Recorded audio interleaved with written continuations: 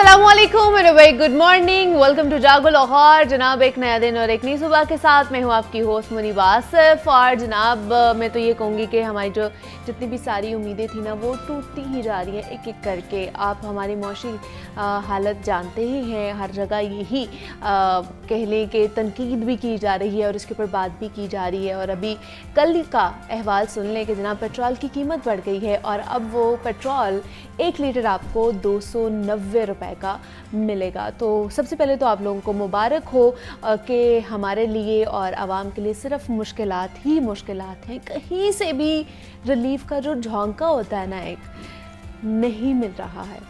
और सिर्फ जितना भी रिलीफ मिल रहा है वो किसको मिल रहा है? अवाम को तो नहीं मिल रहा, सिर्फ अशराफिया को ये रिलीफ मिल रहा है। अवाम के लिए सिर्फ बोझ ही बोझ है।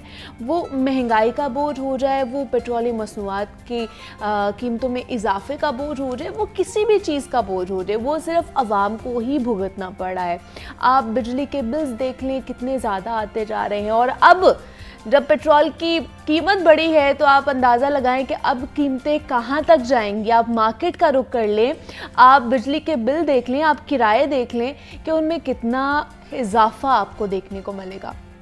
तो ये आज की मेरे ख्याल से अच्छी खबर थी जिसके बारे में आपको आगाह करना बेहद ज़रूरी है कि जनाब अवाम जो है इस वक्त मैं तो कहूँगी कि रुल कर रह गई है कि उनके बारे में कोई भी सोच नहीं रहा है। लेकिन फिर भी इस सारे टेंस्ड माहौल में मैं तो यही कहूँगी कि हमें और आपको एक दूसरे के साथ मिलकर आगे बढ़ने की कोशिश करनी चाहिए। अगर हमारी सोच अच्छी है ना तो फिर हम कहीं ना कहीं ज़रूर पहुँच जाएंगे। और अपने प्रोग्राम का आगाज़ भी हमेशा की तरह एक खूबसूरत सी बात के साथ ही करना चाहूँगी ताकि आपका भी मूड अच्छा रहे, आपका भी दिन अच्छा रहे और हम भी अच्छे तरीके से परफॉर्म कर सके और आप तक तमाम तर चीज़ें इंफॉर्मेशन जो है वो पहुंचा सके। और वैसे भी कहा जाता है कि जो मौजूदा दौर है ना हमारा, ये मादा परस्ती का दौर है या जिसको मटेरियलिस्टिक कहा जाता है। और पैसा कमाने के चक्कर में हम सब एक दौड़ में लगे हुए हैं, आगे से आगे बढ़ने की दौड़ में लगे हुए हैं कि हम जितना ज़्यादा पैसा कमा सकते हैं उतना पैसा कमाएं।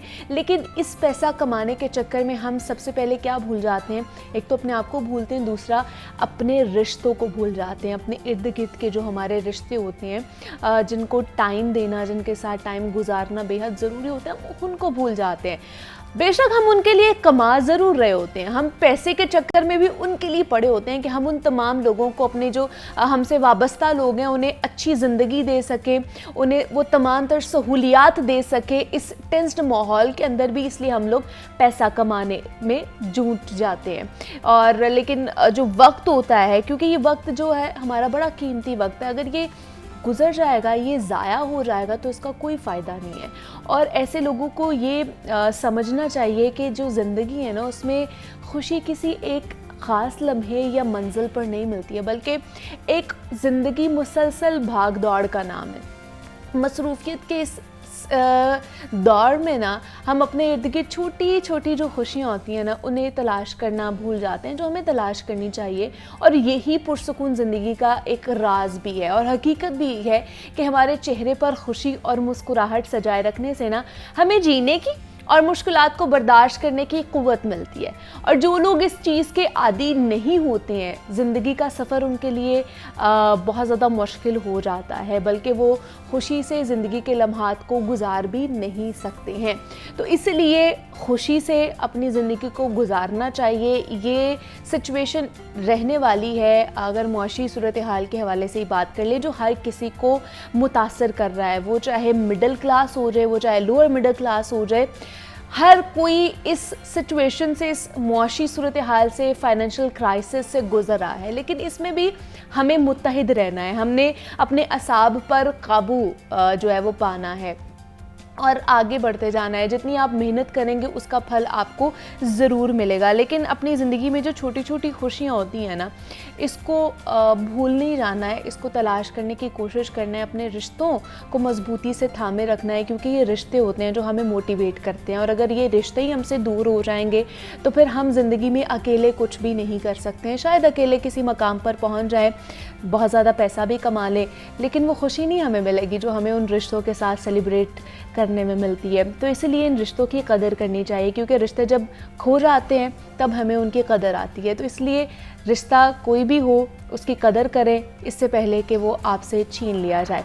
तो इसी नोट के साथ उम्मीद करती हूँ कि आज का आपका दिन बहुत अच्छा गुजरेगा। मैं भी कोशिश करूँगी, हम भी कोशिश करेंगे कि आपका दिन इस 2 घंटे के टाइम स्लॉट में बहुत अच्छा सा गुजरे हमारे साथ। जनाब, पाकिस्तान में पिछले कई सालों से गुर्दे और पित्ते के अमराज में होशरुबा इजाफा हो रहा है और इन अज़ा में सबसे ज़्यादा मर्ज़ पथरी का होना है, जिसे हम आम ज़ुबान में किडनी स्टोन्स कहते हैं। और चंद तहकीकात इस बारे में बहुत ख़तरनाक एदाद-ओ-शुमार भी हमें बता रही हैं, और जिनके मुताबिक पाकिस्तान में हर 5वां बालिग शख्स गुर्दों के किसी न किसी मर्ज़ में मुब्तला है। और इसकी बुनियादी वजह हाई ब्लड प्रेशर बताई जा रही है। और इसके अलावा खुराक और ग़िज़ा के मसाइल से भी गुर्दों और पित्ते की पथरी जैसे अमराज जन्म लेते हैं। और अगर थोड़ा सा डिटेल में अगर इसके ऊपर बात की जाए तो बताया जाता है ज़्यादा नमक खाना, कम पानी पीना या फिर कैल्शियम की जो अद्वियात है उनका बेदरेग इस्तेमाल करना इन अमराज को जन्म दे सकता है। और एक मोहतात अंदाजे के मुताबिक पाकिस्तान में तकरीबन 2.5 करोड़ लोग इस किस्म के अमराज का शिकार है। कोल्ड ड्रिंक्स, चावल का ज़्यादा इस्तेमाल भी इस बीमारी का सबब बन सकता है। और मज़ीद कौन कौन सी ऐसी चीज़ें हैं जिनका हम बेदरेग इस्तेमाल करते हैं और जो हमें किडनी स्टोन्स की तरफ लेकर जा सकती हैं, इसका ट्रीटमेंट क्या है, क्या एहतियात की जा सकती है, इस पर हम डिटेल में गुफ्तगू करेंगे। इन स्टूडियोज़ में हमारे साथ डॉक्टर अज़हर नसीम मौजूद हैं, कंसल्टेंट नेफ्रोलॉजिस्ट हैं और सर्विसेज हॉस्पिटल से इनका ताल्लुक़ है। डॉक्टर साहब, आपको वेलकम कहती हूँ जागो लोहार में। कैसे हैं आप? अल्हम्दुलिल्लाह, मैं ठीक हूँ, आप ठीक हैं? मैं भी बिल्कुल ठीक ठाक। डॉक्टर साहब, किडनी स्टोन्स के ऊपर हमने बात करनी, लेकिन सबसे पहले बताइए गुर्दे क्या काम करते हैं और कितना इम्पॉर्टेंट हिस्सा है हमारी बॉडी का? देखें, गुर्दा जो है इसको वाइटल ऑर्गन कहते हैं, इंसानी जिस्म का वाइटल ऑर्गन। जिस तरह दिल है, दिमाग है, इस तरह गुर्दा भी एक वाइटल ऑर्गन है। इसके बगैर ज़िंदगी इन मुख्तसर नामुमकिन है। ठीक है, देखें गुर्दे के बहुत ज़्यादा फंक्शंस हैं। इनमें जो चीदा जो इनके फंक्शन है उसमें उर्फ़ ज़बान में हम कहते हैं खून की सफाई। जो जिस्म में फासिद मादे पैदा होते हैं खुराक की सूरत में या मेटाबॉलिज्म जैसा हमारे जिस्म में हो रहा होता है, उसमें जो नाइट्रोजीनियस वेस्ट प्रोडक्ट्स होती हैं जिनको हम कहते हैं फासिद मादे, उनको डिटॉक्सिफाई करता है। ठीक है, इसके अलावा जिस्म में पानी और नमकियात का एक ख़ास तनासुब बरकरार रखता है। ठीक है, और उसको पेशाब की सूरत में निकालता है। हमारे जिस्म में जो नमकियात हैं, ख़ास तौर पर सोडियम, पोटेशियम और जैसा कैल्शियम, मैग्नीशियम, ये ख़ास तादाद में होना ज़रूरी है। अगर इनकी तादाद डिस्टर्ब हो जाती है, तनासुब डिस्टर्ब हो जाता है, जिससे हम किडनी स्टोन्स में देखते हैं, तो वो फिर सुपर सैचुरेट होकर स्टोन का बायस बन जाते हैं। लेकिन ये स्टोन्स किस तरह के हो सकते हैं? मतलब बहुत से लोग कहते हैं कि कैल्शियम का ज़्यादा इस्तेमाल हो गया तो स्टोन्स बनना शुरू हो जाते हैं। ये है क्या? स्टोन्स को किस तरह आप डिस्क्राइब करेंगे? देखिए, स्टोन्स आप इस तरह कह सकते हैं कि जब जिस्म में किसी भी नमकियात की मकदार ज़्यादा हो जाए और पानी कम हो जाए, अच्छा, तो वो सुपर सैचुरेट हो जाता है। इसकी मिसाल मैं आपको ऐसे देता हूँ, जैसा एक गिलास में आप पानी डाल दें, पानी में आप चीनी डालते रहें, मिक्स करते रहें, एक वक्त आएगा कि वो शुगर जो है वो ऊपर आनी शुरू हो जाएगी। इसका मतलब वो सुपर सैचुरेट हो गई है। इसी तरह अगर हमारे जिस्म में पानी की मिकदार कम होती है या नमकियात किसी तरह ज़्यादा बढ़ रहे हैं, जैसा आपने बताया कि कैल्शियम ज़्यादा है जिस्म में, यूरिक एसिड ज़्यादा है, या ऑक्सलेट हमारे जो ख़ास हैं चीज़ें, अगर वो ज़्यादा हो जाती हैं तो फिर जिस्म में वो चीज़ सुपर सैचुरेट हो जा रही है। जब सुपर सैचुरेट होती है तो आहिस्ता आहिस्ता पहले वो रेत की ज़रात बनते हैं जिनको ग्रेवल्स कहते हैं, और उसके बाद वो फिर आहिस्ता आहिस्ता पथरी की सूरत तैयार कर लेते हैं। मतलब वो किडनी स्टोन्स बनना शुरू हो जाते हैं। और इनकी साइजिंग भी होती है? जी, देखें साइज़ बहुत ज़्यादा मैटर करता है। शुरू में तो इनिशियली स्टोन का साइज़ छोटा होता है जैसा रेत के ज़रात, लेकिन अगर उसको उस बरवक़्त आपने नहीं उसको प्रिवेंशन किया या उसका इलाज नहीं किया तो वो आहिस्ता आहिस्ता बढ़ते बढ़ते वो स्टोन बन जाते हैं। ख़ास तौर पे जब स्टोन किडनीज़ में, उसके किडनी के बाद जो नाली यूरेटर में आता है और उसका साइज़ बढ़े तो वो बहुत पेनफुल होता है। हमारे पास पेशेंट्स जब आते हैं वो समटाइम्स शदीद पेन की सूरत में हाथ यहाँ पर रखा हुआ और पेशाब में मुख्तलिफ किस्म की वो जलन होती है, कुछ लोगों को पेशाब में खून आ रहा होता है, तो दैट्स वाई मतलब वो इसी तरह उनकी प्रेजेंटेशन होती है। तो स्टोन का साइज़ बहुत मैटर करता है, ख़ास तौर पे जब 1 सेंटीमीटर से ज़्यादा होता है तो वो प्रॉब्लमेटिक है।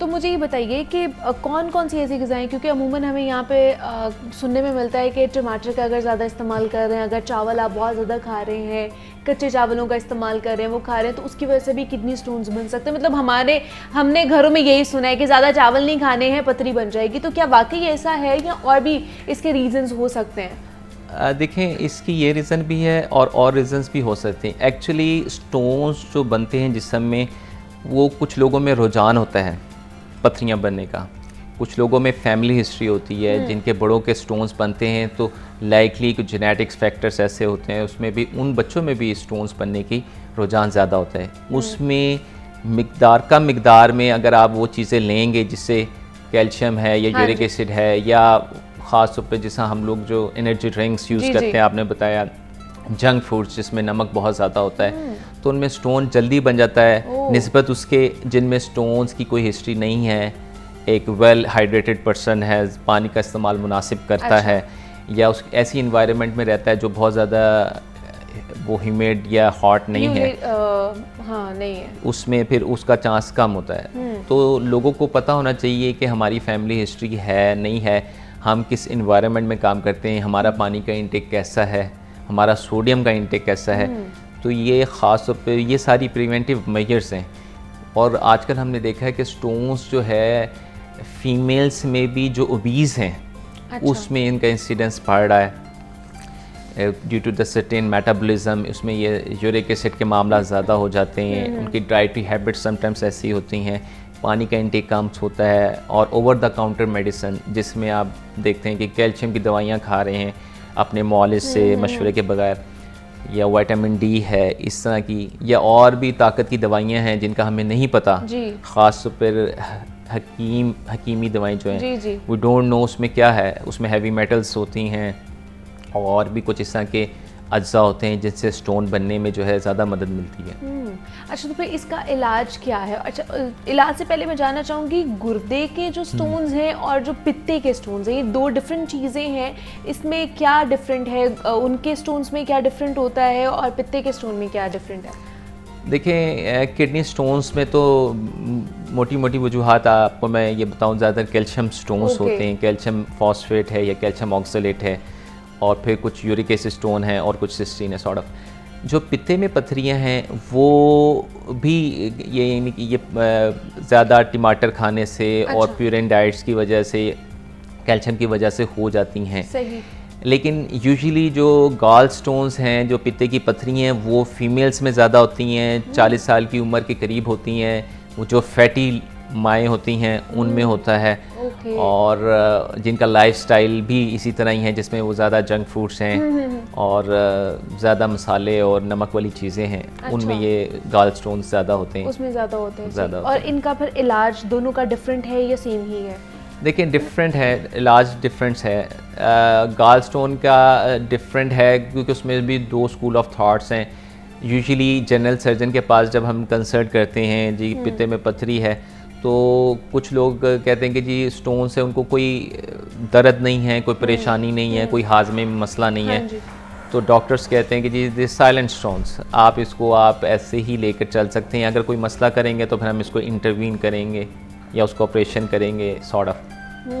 जो किडनी स्टोन्स है उसके लिए मैं ये रिकमेंड करूँगा कि हमें राइट फ्रॉम द स्टार्ट, अगर किसी को पता है कि मेरी फैमिली हिस्ट्री है या मुझे एक दफ़ा स्टोन हो गया था पहले, तो लाइफस्टाइल मॉडिफिकेशन से अपना रेगुलर फॉलोअप रखे और इन सारी चीज़ों को एड्रेस करे जिसकी वजह से स्टोन बन सकता है। सही। तो इसके साइंस एंड सिम्टम्स क्या हो सकते हैं? अगर आपके किडनी स्टोन्स हैं या आपके पित्ते में स्टोन्स हैं, तो इसके क्या साइंस हो सकते हैं जो अर्ली स्टेजेस पे हम डिटेक्ट करके डॉक्टर के पास जाएं और ये ज़्यादा स्टोन्स बड़े ना हो जाएं?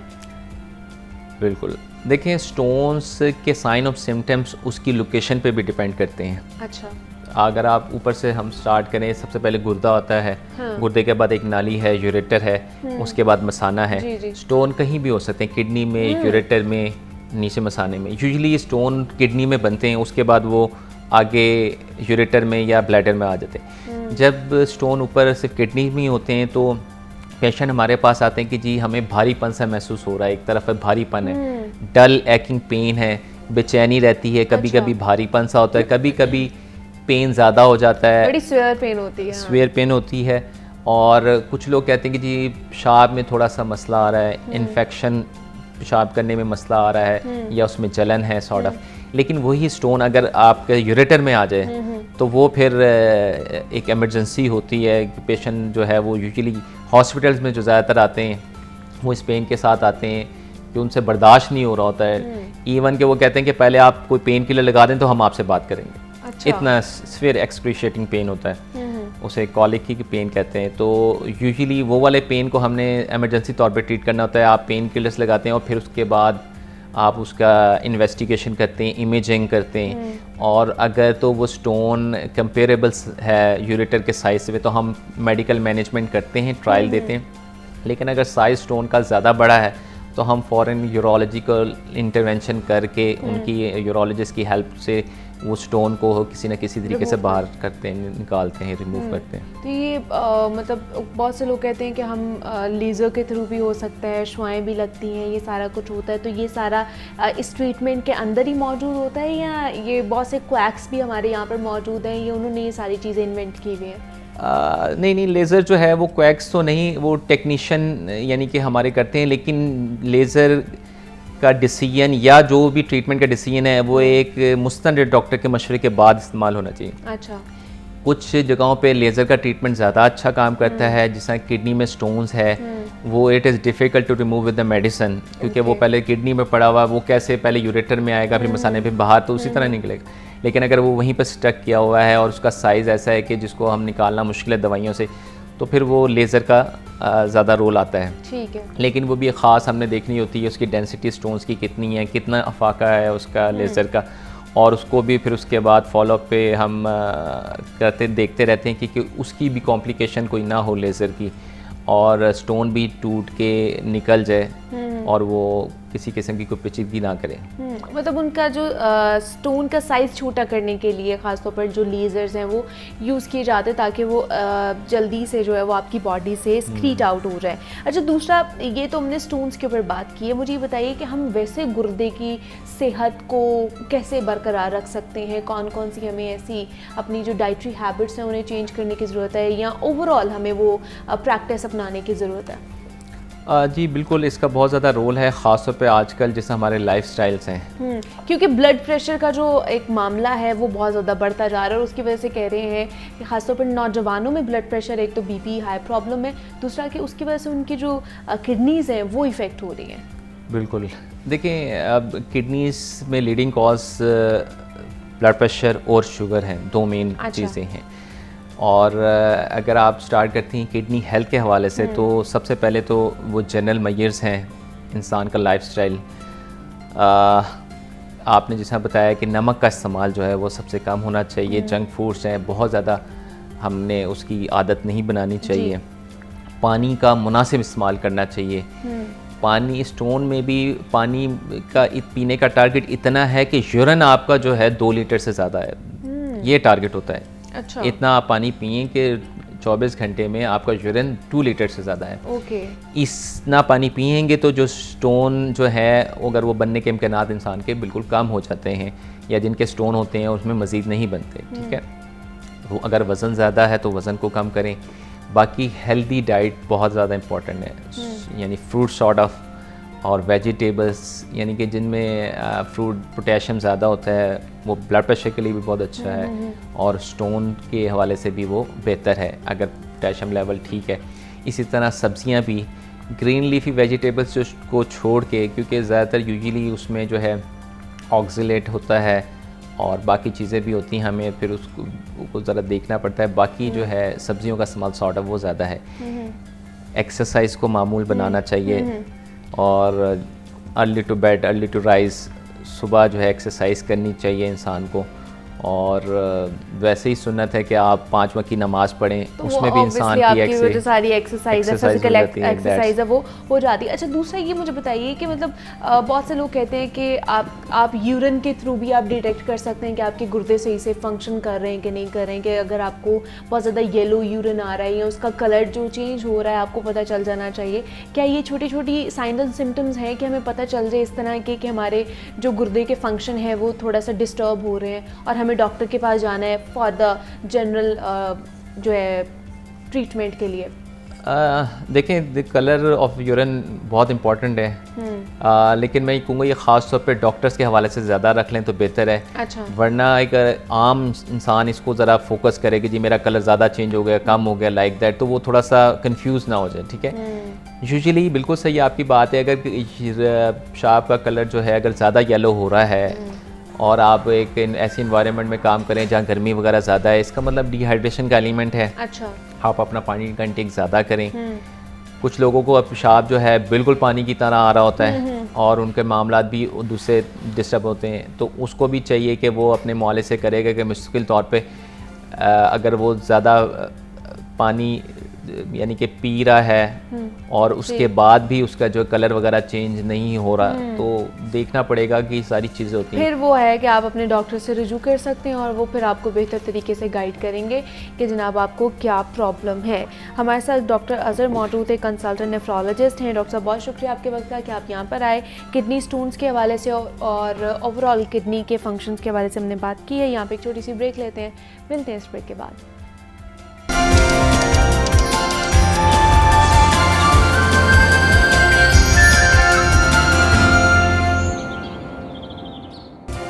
वेलकम बैक टू जागो लाहौर। जनाब, माशरे के मुख्तलिफ तबकों से ताल्लुक़ रखने वाले अफराद ज़हनी बीमारियों का शिकार हैं इस वक्त, और बताया जाता है कि जो मौजूदा हमारे मुआशी हालात हैं ना, इसमें 18 से 40 साल की उम्र के अफराद को काफ़ी ज़्यादा ख़तरात का सामना करना पड़ा, और ये अफराद काम करने वाली आबादी का एक बहुत अहम हिस्सा भी है, और इनमें से कुछ अपने घरानों के वाहिद कमाने वाले भी होते हैं।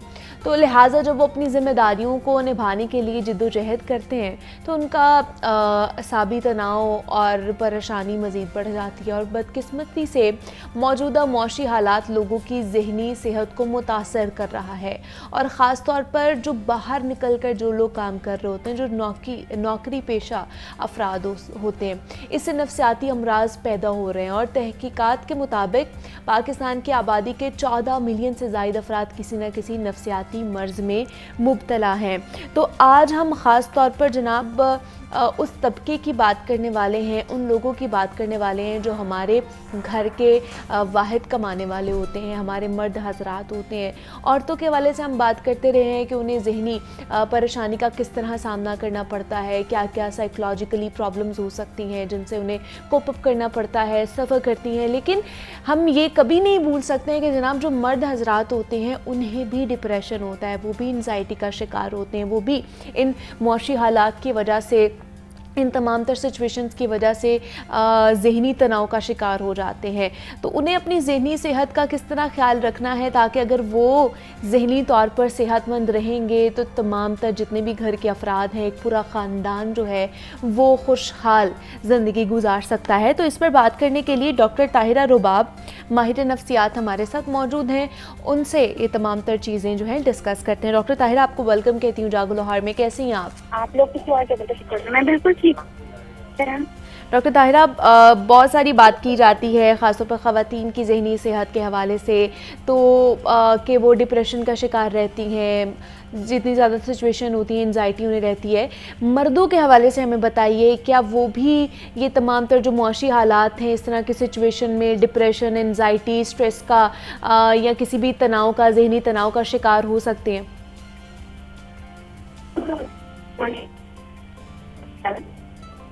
डॉक्टर ताहिरा, आपको मेरी आवाज़ आ रही है? जी जी, मुझे आवाज़ आ रही है। आपको मुझे मेरी आवाज़ आ रही है आपको? जी जी, मुझे आवाज़ आ रही है आपकी। मुझे ये बताइएगा कि ख़वातीन के हवाले से, उनके ज़हनी तनाव के हवाले से, साइकोलॉजिकल प्रॉब्लम्स के हवाले से हम बहुत ज़्यादा बात करते हैं, लेकिन मर्द हजरात में ये जो डिप्रेशन, एंजाइटी, स्ट्रेस लेवल है कितना बढ़ जाता है, ये जो मौशी हालात हमारे चल रहे हैं, और इसको किस तरह एड्रेस आप करेंगी? बेसिकली मैं तो सबसे पहले ये बात कहूँगी कि ये समझना ही कि शायद आदमी जो हैं या मर्द हजरात जो हैं, जो कि हमारी सोसाइटी का बहुत अहम हिस्सा हैं, उनको साइकोलॉजिकल प्रॉब्लम्स या डिप्रेशन या ज़हनी तनाव नहीं हो सकता, ये एक वैसे मज़ाक़ फेज की बात है। बिकॉज अगर हम ये देखें कि हमारी सोसाइटी में जितने मर्द हजरात हैं, वो बेशक औरतें, आज औरतों की एक अपनी जद्दोजहद जो है वो चल रही है, मगर एट द सेम टाइम जो मुआशरे की गर्म सरद हवाएं हैं, जो बाहर के प्रॉब्लम्स हैं, जो कमाने के मसले मसाइल हैं, वो आदमी ही देखते हैं। और हर टाइम एक कांस्टेंट इस प्रेशर में रहना, तो उसने अपनी फैमिली को जो है, उसके मीटअप्स को जो है वो पूरा करना है, उसने अपनी बेसिक नीड्स को पूरा करना है, क्वालिटी ऑफ लाइफ अपने बच्चों के लिए और बीवी के लिए या माँ बाप के लिए जो वो उसने पैदा करनी है। तो ये एक बहुत बड़ा स्ट्रेस है। और इसको मैं ये पूरे तौर में यकीनी तौर पे ये बात कह सकती हूँ, वो औरतें जो काम करती हैं खास तौर पे, वो ये समझ सकती हैं कि कितना प्रेशर होता है बाहर और किस तरह आपको मुख्तलिफ लोगों के साथ जो है वो काम करना पड़ता है। मर्द हजरात जो है बहुत ज्यादा ज़हनी दबाव का शिकार होते हैं, और उससे जो हमारे यहाँ पे एक बहुत बड़ा डायलेमा है वो ये है कि हम मर्दों को इजाजत ही नहीं देते कि अपना इमोशनल एक्सप्रेशन कहीं पे कर पाए। हमें लगता है कि मर्द ना कभी ज़हनी तौर पे डिस्टर्ब हो सकता है, ना वो जज्बाती तौर पे कभी कमजोर हो सकता है, ना ही उसे कोई गर्म सर्द हवा जो है वो तोड़ सकती है, जबकि ऐसा नहीं है। वो इंसान है, जीता जाता है, सांस लेता हुआ एक इंसान है, जिसके ऊपर हर तरह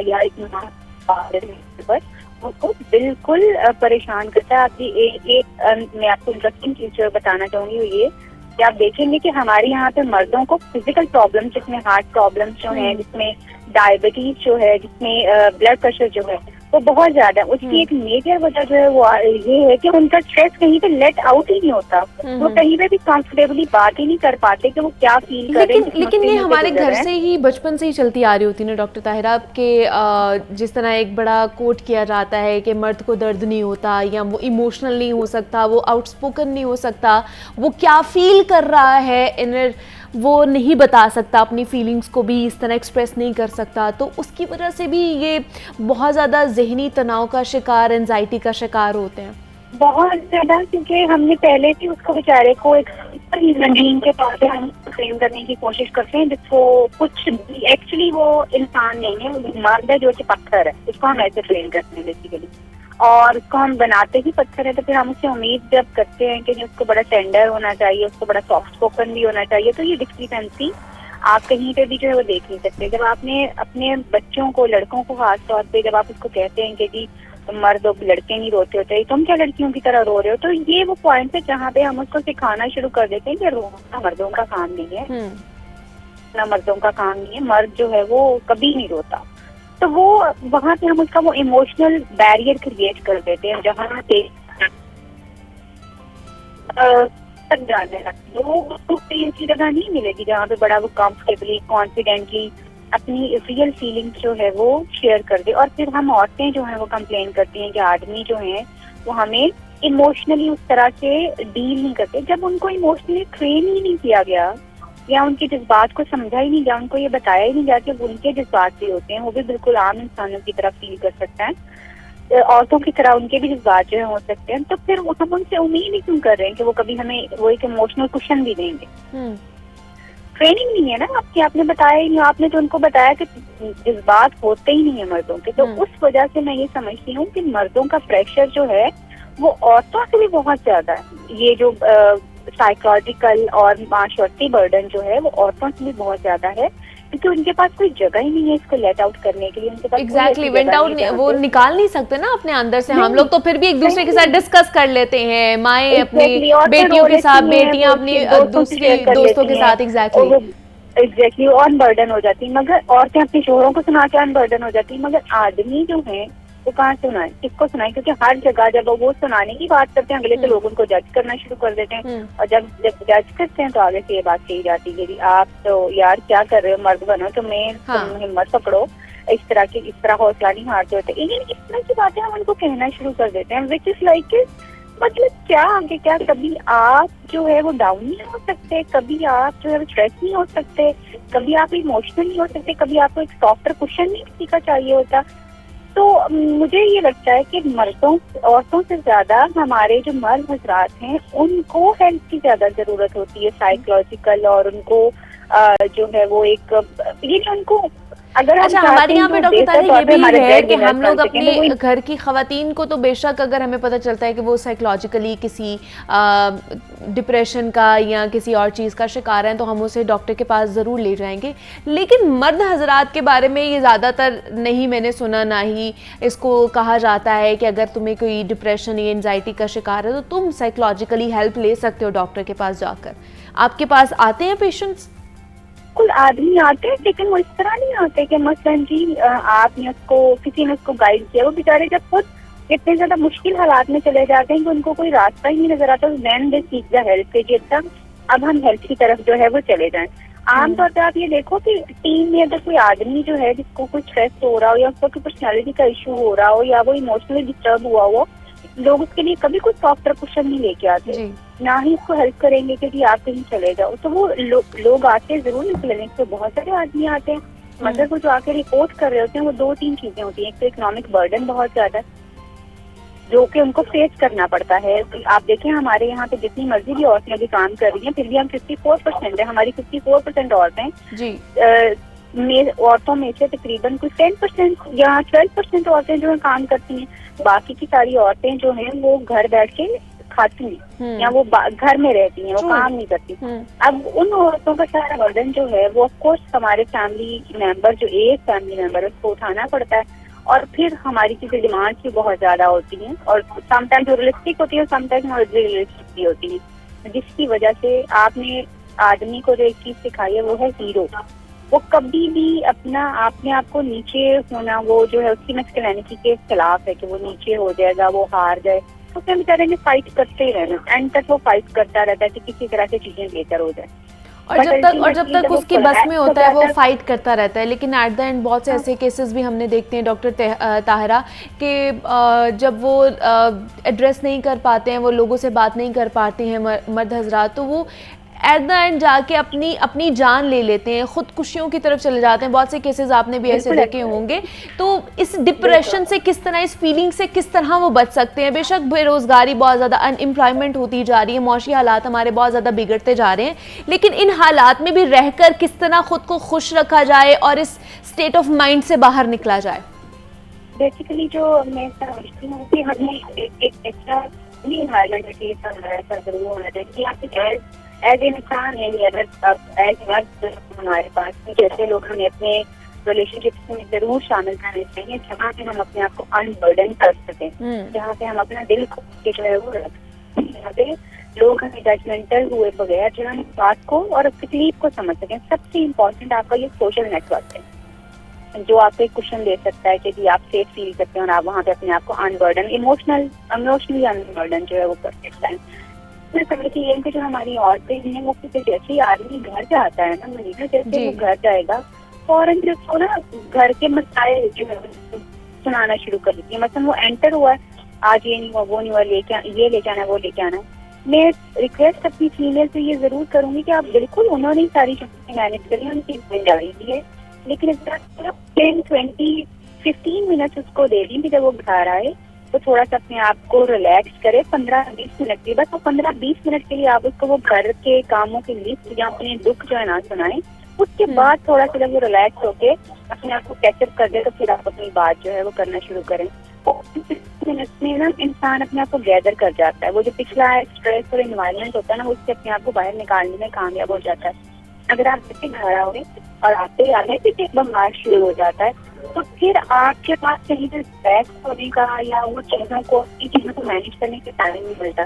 तो इन बहनों को और बेटियों को खास तौर पे एक वैसे कि जब आपके शोहर भाई बाप घर आए तो 10 से 15 मिनट के लिए अपने आप रखें, उनको पानी चाय, उनको थोड़ा सा अनपैक करने लें अपने आप को, फिर आप उनसे फर्दर कोई बात करें। अगर आप इस तरह का एनवायरनमेंट क्रिएट करने में कामयाब हो जाता है घर में तो आप देखेंगे बेहतर फील करेंगे और उनको घर आके कूल फील होगा। मैंने ऐसे भी मर्द हज़रात देखे हैं जो कहते हैं कि हम लोग घर की इसलिए नहीं जाना चाहते कि जब भी घर जाएंगे आगे से एक चीज जो है वो शुरू हो जाती है, लंबी लिस्ट शुरू होती है, वहाँ पे कोई बंदा आपको आराम से प्यार से अंडरस्टैंड करने वाला नहीं मिलता, विच इज करेक्ट कि हम फौरन जो है चीजों की तरफ जाना शुरू हो जाते हैं। तो ये मैं समझती हूँ कि हमें क्वेश्चन जो है बीइंग फीमेल में ये जरूर देना चाहिए कि जब वो घर आ जाए 15-20 मिनट रुके रहें और फिर and at the same time जो है मेरे जो भाई हैं, जो बेटों की तरह बच्चे हैं या जो हमारे बात कीमत के जो लोग हैं, मैं खास तौर पर उनको ये कहना चाहूंगी, ऑफकोर्स आपने भी शो रन करना होता है, आप पे बहुत ज्यादा बर्डन है, बहुत सारी चीजें आपने करनी होती है, मगर आपकी अपनी मेंटल हेल्थ और फिजिकल हेल्थ जो है अगर वो ठीक नहीं रहेगी तो आप अपनी फैमिली को भी बेहतर तौर पे जो है वो सर्व नहीं कर सकते। तो ट्राई टू मेक इट कि एक तो अपनी रूटीन में अपनी सेहत का ख्याल रखना, अपनी डाइट का ख्याल रखना की कोशिश कीजिए, अपनी रूटीन में एक्सरसाइज को जो है वो शामिल करने की कोशिश कीजिए। अपने दोस्तों के साथ हफ्ते में एक दफा मिलकर जरूर अपना एक अच्छा टाइम, एक अच्छी गैदरिंग कीजिए जहाँ पे आप अपने आप को री एनर्जाइज जो है वो कर सकें, अपनी एनर्जी को बहाल कर सकें, मतलब जहाँ पे आपको कोई जज ना करे, जहाँ पे आप इजीली जो है अपनी जो मीटिंग्स हैं या अपनी जो दोस्ती है उसको एंजॉय कर सकते हैं, अपने टाइम को एंजॉय कर सकते हैं। ठीक है जी, डॉक्टर ताहिरा रुबाब माहिर नफ्सियात हमारे साथ मौजूद थी और बड़ी अच्छी उन्होंने बात की है कि जिस तरह जनाब ख़वातीन जो है डिप्रेशन का शिकार होती हैं, साइकोलॉजिकल प्रॉब्लम्स का शिकार होती हैं, मर्द हज़रात में भी ये आंसर पाया जाता है, वो भी डिप्रेशन का शिकार हो सकते हैं। तो अगर आपने घर को जन्नत बनाना है तो एक दूसरे को समझने की ज़रूरत है। यहाँ पर एक छोटी सी ब्रेक लेते हैं, मिलते हैं इस ब्रेक के बाद।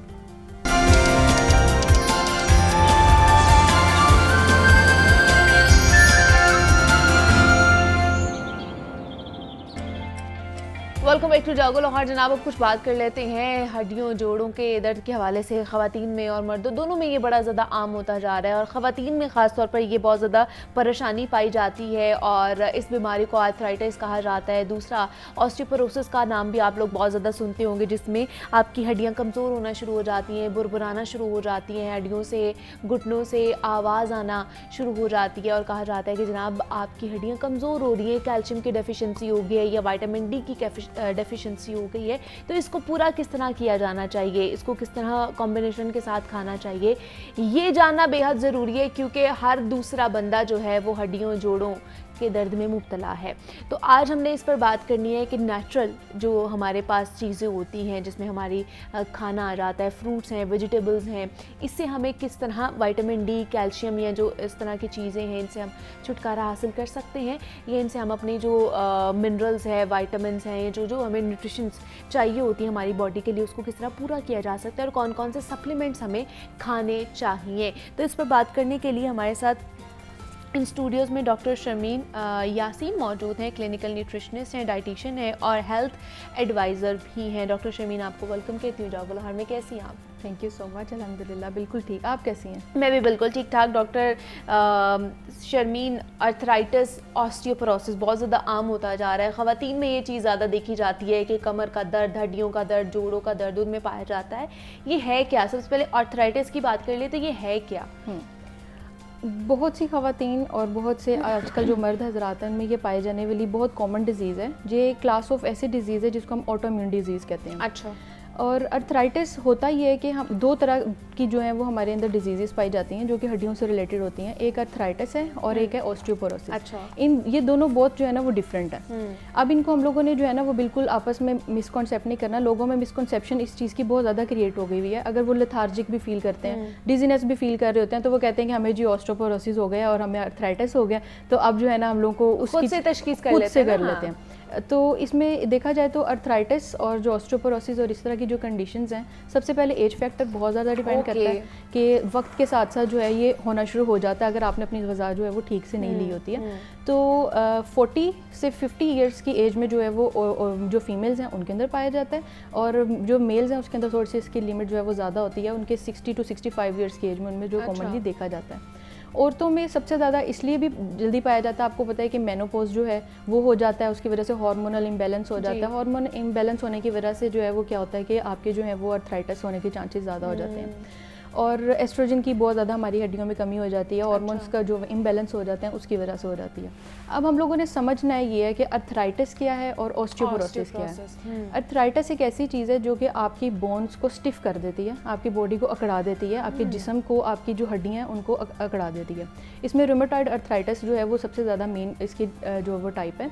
और इसमें होता ये कि जब आप सुबह सुबह सो के उठते हैं, इसकी शुरुआत जो हम समझ लेते हैं कि इनिशियल स्टेज जो है उसकी इस तरह से है कि जब आप सुबह सो के उठते हैं तो आपके जो है ये स्मॉल जॉइंट्स जो आपके हाथों के जॉइंट्स हैं, जो छोटे छोटे जॉइंट्स हैं, इनमें जो है ना वो पेन स्टार्ट हो जाती है। जब आप सो के उठते हैं तो फिर 30 से 40 मिनट तक आपकी जो है ना वो पेन जो है वो बरकरार रहती है और फिर जैसे जैसे आप मूवमेंट करते हैं, अपने हाथों को हिलाते जुलाते हैं, अपनी बॉडी की मूवमेंट करते हैं, तो ये ठीक होने की तरफ आ जाती है। लेकिन ये इसकी इनिशियल स्टेज है। जब अगर हम इसके ऊपर वर्किंग ना करें, अगर हम इसको आगे तक इसको क्योर ना करें, हम लॉन्ग टर्म इसको आपको लेके ना चलें हम सीधे, तो इससे क्या होता है कि आपको जो है वो बाकी जॉइंट्स जो हैं वो उसके साथ इंटरकनेक्ट होने शुरू हो जाते हैं। जिस तरह आपके मसल्स के जॉइंट आ जाते हैं, एल्बो आ जाता है, नी आ जाते हैं, एंकल्स आ जाते हैं, ये वो सारे जॉइंट्स हैं जो कि साइनोवियल जॉइंट्स होते हैं। अब साइनोवियल जॉइंट्स कौन से होते हैं? ये ऐसे जॉइंट्स होते हैं जिनके अंदर साइनोवियल फ्लूइड पाया जाता है। अच्छा। लोग कहते हैं हमारी हड्डियों में पानी पड़ गया, तो उसकी यही मेन वजह होती है कि हम लोग की जो कैल्शियम की जो डिपोजिशन होती है वो बहुत ज़्यादा होना शुरू हो जाती है।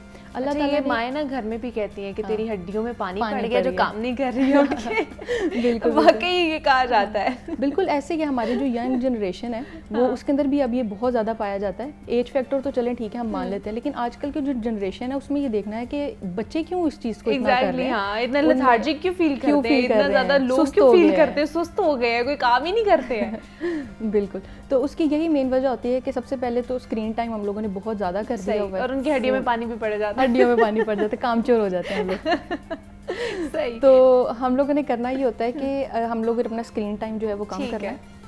जिस तरह हम अर्थराइटिस की बात कर रहे थे, अर्थराइटिस जो है वो बेसिकली एक ऐसा इन्फ्लेमेशन का प्रोसेस होता है जो कि अल्लाह ताला ने हम लोग के बॉडी के अंदर जो इम्यून सिस्टम रखा हुआ है वो समहाउ हमारे लिए बहुत अच्छा है। वो हमारे जो फॉरेन पार्टिकल्स हैं, जो बैक्टीरिया है, उसको किल करने में जो है वो मदद देता है। या हमारे जो भी फॉरेन पार्टिकल्स हमारी बॉडी के अंदर आ जाते हैं उनके लिए अल्लाह ताला ने एक शील्ड जो है ना वो बनाई है जिसको हम इम्यून सिस्टम कहते हैं। लेकिन जब एक ये बड़े मज़े की एक मैं आपको बात बताती हूँ कि ये जो अल्लाह ताला का एक जो निज़ाम है ना, ये फिर जब धोखाबाजी इंसान के साथ करना शुरू कर देता है वो रिवर्स रिएक्शन में जब वो चला जाता है तो होता ही है कि जब वो रिवर्स रिएक्शन में जाता है तो वो आपकी ही बॉडी को नुकसान पहुंचाना शुरू कर देता है। आपका इम्यून सिस्टम इतना ज़्यादा काम करना शुरू कर देता है कि आपकी जो हड्डियाँ हैं उसके अंदर जो कैल्शियम जो है उसके लेवल को जो वो निकालना शुरू कर देता है। कैल्शियम जब निकल जाता है बॉडी के अंदर से तो ऑब्वियसली आपकी बॉडी हड्डियाँ कमज़ोर हो जाती हैं। इसलिए कहते हैं कि कैल्शियम की कमी हो गई है। अगर हम ज़्यादा कैल्शियम भी लें तो वो भी हमारी बॉडी में जो है उसके डिपोजिशन जो है वो बनना शुरू हो जाते हैं। अब एक दूसरी बीमारी है जिसको हम कहते हैं ऑस्टियोपोरोसिस। ऑस्टियोपोरोसिस में होता ये है कि एक इंटरेस्टिंग इन्फॉर्मेशन है कि जो हनी कॉम्ब होता है, जो शहद की मक्खी का जिस तरह छत्ता बना होता है उसके अंदर ब्रीक से वो बने होते हैं। बिल्कुल इसी तरह हमारी जो बोन्स होती हैं उसके अंदर भी इस तरह का स्ट्रक्चर पाया जाता है। जब वो स्ट्रक्चर के अंदर ज़्यादा गैप होना शुरू हो जाता है या उसके अंदर जो है वो जगह स्पेस बनना शुरू हो जाती है जिसको हम कहते हैं कि ये ऑस्टियोपोरोसिस बंदे को हो गई है, उसकी हड्डियाँ जो है वो कमज़ोर होना शुरू हो गई है। जो बोन डेंसिटी है या जो बोन मटीरियल है अल्लाह ताला ने जो कुदरत के अंदर रखा हुआ है वो ख़त्म होना शुरू हो जाता है। हमारी बॉडी ही उसको जो है वो खाना शुरू कर देती है जिसकी वजह से बोन लॉस हो जाता है और बहुत से लोगों में फिर फ्रैक्चर के चांसेस जो हैं वो ज़्यादा हो जाते हैं। अब ख़वातीन की हम बात करें कि हम ख़वातीन में जो है वो ज़्यादा क्यों होता है, सबसे पहला तो एक एज फैक्टर आ गया। दूसरी बात ये कि हम लोग फोकस औरतों का ये होता है कि चलो हम अपने बच्चों को ज़्यादा डाइट पे नहीं ना हमारा ख्याल रखा जाता, हम लोग दूसरों को खाना खिलाने में और उनकी डाइट को बड़ा ज़्यादा अच्छा बैलेंस रखने में किरदार अदा करते हैं लेकिन अपने ऊपर फोकस नहीं करते हैं। सबसे ज़्यादा कहा जाता है कि कैल्शियम की कमी की वजह से या विटामिन डी की कमी की वजह से आपकी हड्डियाँ कमज़ोर होना शुरू हो जाती हैं। ये नेचुरली किन किन चीज़ों से हमें जो है वो मिल सकते हैं? नेचुरली हम लोग इसको कंज्यूम कर सकते हैं। इसके रिच सोर्सेज जो अगर हम लें तो वो लीफी ग्रीन वेजिटेबल्स हैं क्योंकि उसके अंदर फॉलिक एसिड भी पाया जाता है, उसके अंदर विटामिन डी भी बहुत अच्छी आपको रिच सोर्स मिल जाती है, विटामिन के आपको मिल जाता है। विटामिन के जो है वो आपके लिए इतना मुफीद है। हम लोग हर कोई ये कहता है ईट मोस्टली ग्रीन्स। आपने जो मोस्टली जो ग्रीन वेजिटेबल्स हैं आपने वो लेने हैं जिसमें स्पिनच आ जाती है, केल आ जाता है, आपके पास लेटस आ जाती है, आइसबर्ग आ जाता है, कोकम्बर आ जाता है और कैप्सिकम आ जाता है। ये वो सारी चीज़ें जो ग्रीन जिसके अंदर पिगमेंटेशन होती हैं। जो ग्रीन पिगमेंटेशंस हैं वो आपकी कैल्शियम की जो लेवल है उसको भी आप कह लें कि इंक्रीज़ करता है, इनहिबिट करता है और आपके जो कैल्शियम के साथ साथ आपके विटामिन के जो है और विटामिन के साथ आपको जो मिल जाता है वो सारी ग्रीन वेजिटेबल से मिलता है। ठीक है। डेयरी प्रोडक्ट्स जो हैं जिसके अंदर मिल्क आ जाता है, सोया मिल्क आ जाता है। अब बहुत से लोग होते हैं वो कहते हैं हम लोग को तो दूध सूट नहीं करता, तो उनके लिए ये होता है कि आपने फोर्टिफाइड मिल्क आप ले सकते हैं, मार्केट से आपको इजीली मिल सकता है। अच्छा, ठीक है। अर्थराइटिस को, ऑस्टियोपोरोसिस को बेहतरीन उसको क्योर करने का ये होता है कि हम लोग जो काऊ मिल्क है वो हम लोग लें। लेकिन यहाँ पे अब जो हमें कह लें कि असल तो मिलता नहीं है ना, तो क्या करें? मिलावट वाला दूध होता है तो फिर क्या करें उसका? अगर एक इंसान को ऑस्टियोपोरोसिस हो गया, अर्थराइटिस हो गया, तो अब वो क्या करें कि सबसे पहले तो अपनी ज़िंदगी से प्रोसेस चीज़ें जो हैं उनको ख़त्म कर दें। सही। उसमें प्रोसेस चीज़ों में आ जाता है, निम्को आ जाती है, चिप्स आ जाता है, ये वो सारी चीज़ें जिसके अंदर आपको जो है ना वो ट्रांस फैट मिलता है, आपकी बॉडी को गुड फैट नहीं मिल रहा होता। तो गुड सोर्सेज के लिए आप लोगों ने क्या करना होता है, कैश्यूज़ हैं, नट्स हैं, आपके पास आलमंड्स आ जाते हैं, वॉलनट तो रिच सोर्स है। बहुत ही अच्छी आपके पास जो है ना वो रिच सोर्स आ जाती है वॉलनट्स। तो ये गुड फैट्स हैं, आपने ये लेने होते हैं। ठीक है। और इसके साथ कैफीन, जिस तरह आपने अभी पहले बात की, कैफीन को इनहिबिट, जो आपकी जो कैल्शियम की है उसको जो वो बहुत ज़्यादा हद तक जो है वो कम कर देता है। आपकी जो बॉडी के अंदर जो कैल्शियम है उसको मिकदार को वो आने में आगे में कम कर देता है। तो हम लोगों ने कैफीन की भी जो इनटेक है उसको भी हम लोगों ने कम करना होता है ताकि हमारी जो कैल्शियम की रिक्वायरमेंट है वो बॉडी को पूरी मिल सके। हमारे पास बहुत से ऐसे पेशेंट्स आते हैं जो कि कहते हैं कि हम लोगों को अर्थराइटिस हो गया, हम लोगों को ऑस्टियोपोरोसिस हो गया, तो अब हम लोगों ने ये चीज़ें नहीं खानी। उन्होंने खुद से एज्यूम कर लिया और खुद से अपनी लाइफ की जो हैबिट्स हैं वो डेवलप कर ली हुई हैं। हालांकि इसको हम लोगों ने मिसकंसेप्ट नहीं करना, इसको बिल्कुल भी इस तरह से लेके चलना। आपने अपने डाइटिशियन न्यूट्रिशन से कंसल्ट करें। ठीक है। अनटिल अनलेस आपको कोई फूड एलर्जी नहीं है तब तक आप अपने फूड कोई भी रिस्ट्रिक्ट अपनी बॉडी से ना करें। सही। हम लोगों ने माओ ने क्या करते हैं, हम लोग ज़्यादातर ये कहते हैं मुझे तो दही नहीं सूट करता। एक एग्जाम्पल ले लेते हैं ना कि मुझे तो जी दही सूट नहीं करता, तो मैं अब आइंदा से दही नहीं खाऊंगी क्योंकि मुझे जोड़ों में दर्द निकल आती है। हालांकि ये बहुत ज़्यादा मिसकॉन्सेप्ट है। दही जो डेयरी प्रोडक्ट्स हैं वो आपके लिए बहुत अच्छी रिच सोर्स है आपके लिए, तो दही आपको ज़रूर लेना चाहिए। लेकिन क्या ये दही या डेयरी प्रोडक्ट्स हम लोग जो अगर रोज़ाना की बुनियाद पे भी खाएं तो क्या हमारा जो कैल्शियम का वो पूरा हो जाता है जितनी हमें चाहिए अमाउंट में? बिल्कुल। अब देखें, जो दही है, कहा जाता है कि कहावत है कि जिस इंसान ने जो है वो दही नहीं लिया उसने खुद बीमारियों को अपने पास दावत दी है। तो दही जो एक ऐसी चीज़ है कि आप उसको, अगर आपको नहीं ठीक लग रहा तो आप उसका लैक्टोज फ्री ले लें। आप उसको जो है वो पेस्चराइज आप उसको उस तरह से कंज्यूम कर सकते हैं। तो दही जो है वो उसके अंदर बहुत रिच सोर्स है। आप उसको जो आपके विटामिन डी के लिए भी आपकी बहुत अच्छी है, विटामिन सी भी आपको मिल जाता है। आपके जो बैक्टीरिया आपके पेट के अंदर जो आ जाते हैं उनको भी जो है वो किल करने में मदद देता है। अब इसके साथ हमारे पास जो पेशेंट्स जिस तरह मैं बात कर रही थी वो कहते हैं कि हम लोगों ने दालें नहीं खानी। अच्छा। बिल्कुल, इसाम ये एक कंडीशन बहुत सही है, हम इसको मान सकते हैं, इसको हम एक्सेप्ट कर सकते हैं कि ठीक है हम लोग को लिग्यूम्स नहीं लेने, दालें नहीं लेनी है। वो क्यों नहीं लेनी? क्योंकि इसके अंदर फाइटस मौजूद होता है। अब फाइटस क्या करता है, आपकी बॉडी के अंदर जो कैल्शियम है उसको जो है वो बहुत हद तक जो है ना वो गिरा देता है। अच्छा। ठीक है, उसको एक ऐसा फाइटस कंपाउंड है जो आपकी कैल्शियम की जो लेवल है या कैल्शियम को जो आगे लेके जाने के लिए जो प्रोसीजर स्टार्ट होता है उसको जो है वो इनहिबिट कर देता है।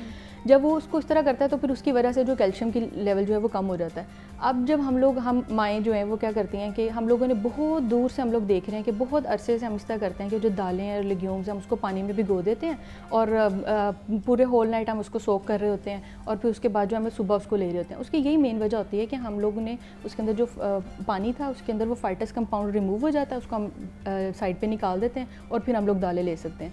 आप अपनी लाइफ में जिनको ऑस्टियोपोरोसिस या अर्थराइटिस है उसको बिल्कुल ही आप ये समझें कि ख़त्म नहीं करना। अच्छा। लेकिन आप उसको लिमिट करके खाएं, हर चीज़ का एक पोर्शन कंट्रोल करके खाएंगे तो आपकी बॉडी, मतलब अगर हम भिगो रहे हैं तो इसका मतलब वो अच्छा कर रहे हैं, अच्छा कर रहे हैं। बिल्कुल, वो फाइटस जो कंपाउंड था जो आपको वो कैल्शियम ऑलरेडी निकल जाता है तो आप वो इजीली जो है थोड़े पोर्शन में खा सकते हैं जिनको ये प्रॉब्लम है ऑस्टियोपोरोसिस की या आर्थराइटिस की। अच्छा, विटामिन डी की कैप्सूल्स की बहुत ज़्यादा बात होती है कि अगर आपको क्योंकि हमारे यहाँ पे मसला ये है कि हम लोग धूप में नहीं बैठ सकते हैं, रंग काला होने का भी खर्चा होता है, बहुत से लोग नहीं बैठते, खासतौर पर सर्दियों में बैठते हैं, थोड़ी सी धूप में बैठते हैं, लेकिन गर्मियों में हम लोग नहीं बैठते और गर्मियों में ही ज़्यादा जो है वो कमर दर्द और जोड़ों का दर्द भी निकल रहा होता है। धूप नहीं है हमारे पास, हम लोग सनबर्न हो जाता है। दूसरा, हमारी ग़िज़ाओं में से भी हमें इतना विटामिन डी नहीं मिल रहा होता, तो उसके कैप्सूल्स हम खाते हैं वो हमें खाने चाहिए, कितनी देर बाद खाना चाहिए? बहुत से लोग 15 दिन बाद एक कैप्सूल खाते हैं, तो उसका क्या और कोई ऑल्टरनेटिव है?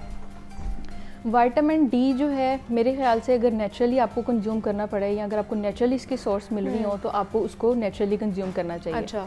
विटामिन डी के जो कैप्सूल्स हैं या विटामिन जो हम लोग इस तरह से इनटेक करते हैं, ऑब्वियसली जो सप्लीमेंट्स आप ले रहे हैं वो एक प्रोसीजर से गुजर के आपको मिल रहे हैं। तो एक बहुत ही अच्छी चीज़ जो है वो ओमेगा 3 फैटी एसिड है जो कि रिच सोर्स है, आपके पास आ जाती है। उसके अंदर भी समहाउ आप कह सकते हैं कि विटामिन डी की जो है वो ये ओमेगा 3 फैटी एसिड जिसे फिश ऑयल आम जुबान में फिश ऑयल कहा जाता है, हाँ जी, कॉड लिवर ऑयल जिसको हम बोलते हैं, वो उसके जेल फॉर्म में आपको जो है वो मिल जाते हैं कैप्सूल्स। उसको आपने क्या करना है कि अगर आपको अर्थराइटिस हो गया है या अगर आप वैसे भी लेथार्जिक फील कर रहे हैं, बहुत कमजोरी फील कर रहे हैं अपनी बॉडी में, तो आपको ट्वाइस अ वीक जो है वो ओमेगा 3 फैटी एसिड के या जो आप कह लें कि कॉड लिवर ऑयल के जो कैप्सूल्स हैं वो आपको जरूर लेने चाहिए। हफ्ते में सिर्फ 2 दफ़ा आप उसको ले लें, स्टार्टिंग पॉइंट है भी। अच्छा। तो जैसे जैसे आपको आप फील करते हैं कि आपके बॉडी के अंदर चेंजेस आ रहे हैं, आपको अच्छा फील होना शुरू हो गया, तो आप इसको जो है वंस अ वीक कर दें।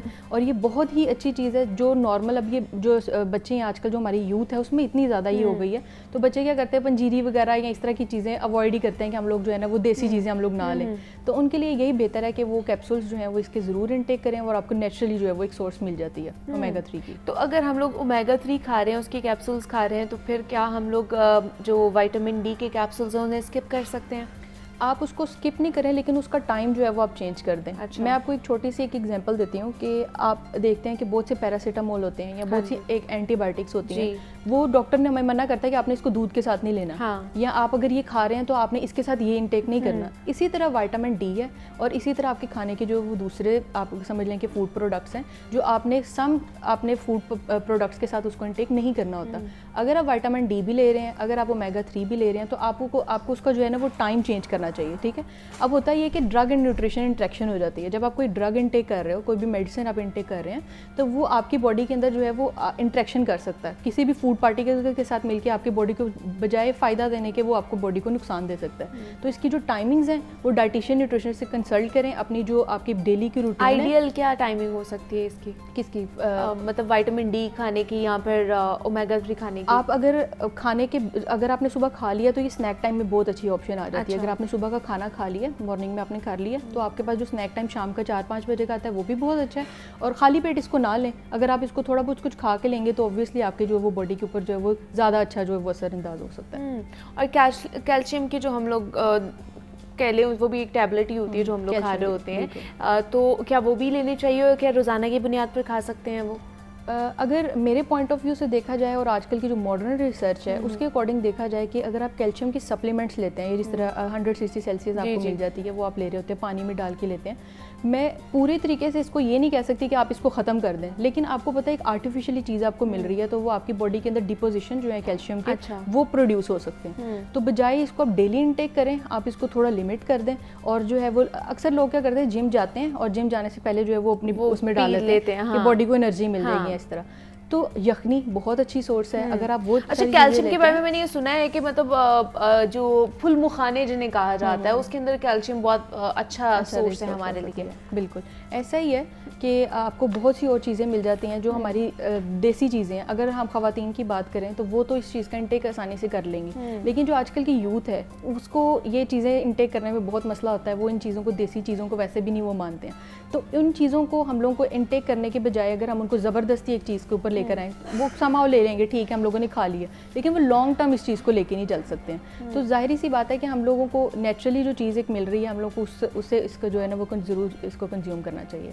मतलब डेली प्रोडक्ट से ज़्यादा हमें ये चीज़ें मिल रही हैं, उसको हमने कंज्यूम करना है और रोज़ाना की बुनियाद पर कंज्यूम कर सकते हैं, उससे कोई फ़र्क नहीं पड़ेगा। उससे कोई फ़र्क नहीं पड़ेगा, बिल्कुल। बल्कि आपकी जो डेफिशिएंसी है वो पूरी होना शुरू हो जाएगी। अच्छा, ये मुझे बताइए कि पता कैसे चलेगा लास्ट पे कि हमें इस चीज़ की डेफिशिएंसी हो रही है?